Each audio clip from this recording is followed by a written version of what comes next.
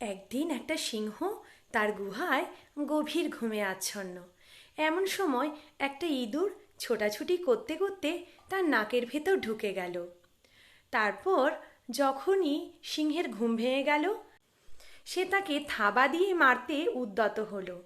তখন ইঁদুরটি অনুনয়ের সুরে বলল, তুমি আজকে আমাকে রক্ষা করো, একদিন দেখবে আমি তোমার উপকারে আসব।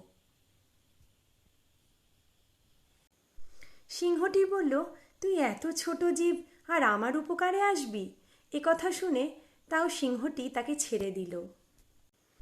তারপর কিছুদিন পরের ঘটনা, সিংহটি একটা দড়ির ফাঁদে আটকে গেল।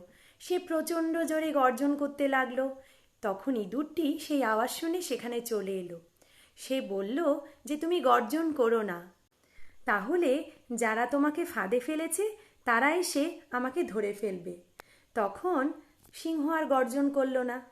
তারপর ইঁদুরটি আস্তে আস্তে করে পুরো দড়ির বাঁধ কেটে ফেলল। অবশেষে সে সিংহকে ফাঁদ থেকে মুক্ত করল।